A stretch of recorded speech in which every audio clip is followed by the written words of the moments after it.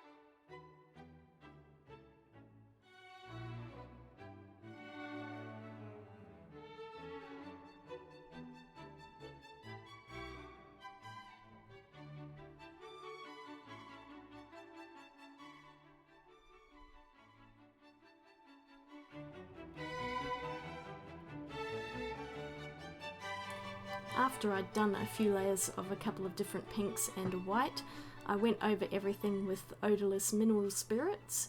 I started with a brush, but then I ended up using a cotton bud because I was getting better precision on those straight edges.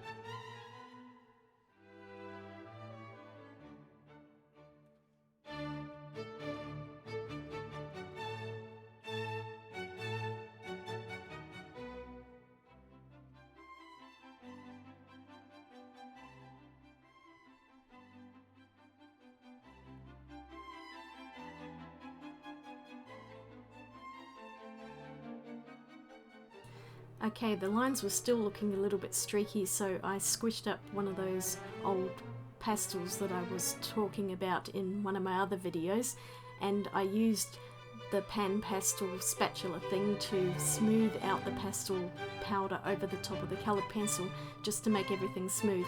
And you can see I'm foofing it with a feather because feathers are really great for moving dust off your page without leaving big streaks everywhere, so I use them quite a lot when I'm doing my pencil work.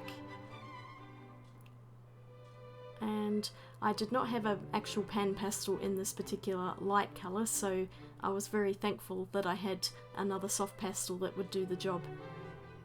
And that's all of the background done, and I used a little bit of fixative just over the top of that pastel to stop it from lifting every time I touched it with my hand. And then I'm going back to the pencils, and I've got some itty bitty ones there because I was trying to use them up before starting new pencils. Okay, back to the drawing, and I will be checking back in later once I start to have my issues.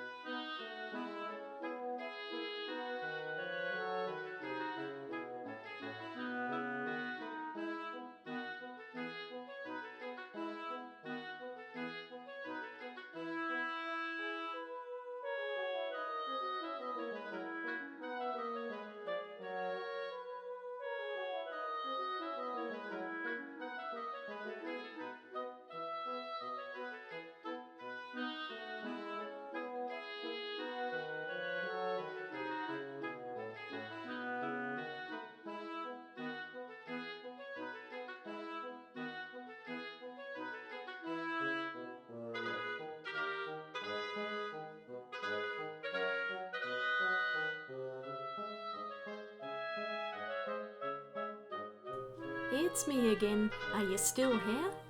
Alright, this is where I started having problems. That stippling was killing my hand, and it's on all of those big hearts. And I started off with this top right one, and you'll see that I work through, and I'm trying to get the sprinkles as they got them in the reference photo. I should also mention that I have linked the reference photo in the description below if you want to check it out and have a go at this month's pencil drawing yourself.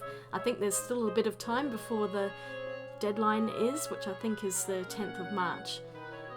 But yeah, this really hurt my hand. I couldn't do it for too long. My wrist was just aching. And that's because I had to use a fair bit of pressure with the pencil to get that stippling effect. And I was just not quite getting that really dark sprinkle colour that was in the picture. And it was a bit of a nightmare. So you'll see me plug away on this really big heart, and I managed to kind of finish it, but I just reached a point where I was just over it, and I was getting achy. It was, dare I say, quite boring, a very repetitive movement, and I persevered for quite a while here, as you see, and I'll talk a bit more about this just in a little while. We'll just watch this one and the other bits that I did.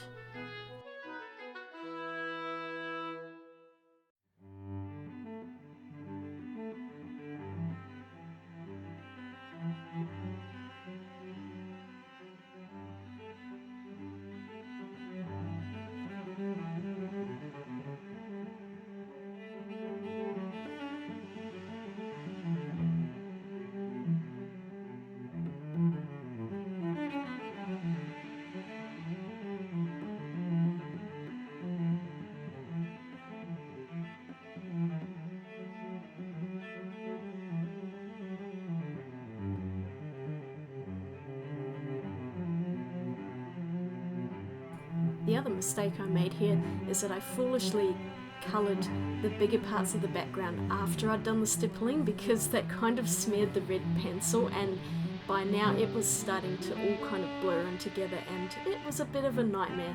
But I just kept pushing, because at this stage there's no way I was going to quit, and there's no way that I was going to start again either, because I don't know how long this took, but it was more time than I would care to repeat.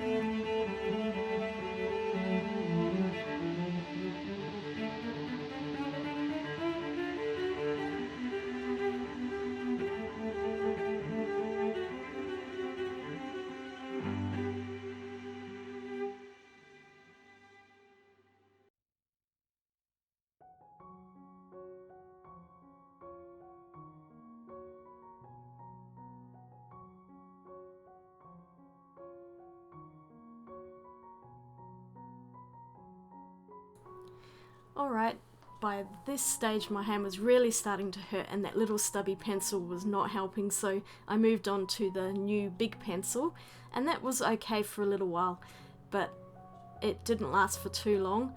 And I think there's a tiny bit here where I even tried to do it with my left hand, but I am so completely right hand dominant that my left hand is useless when it comes to precision work, so I started just scribbling over it and trying to rush through it.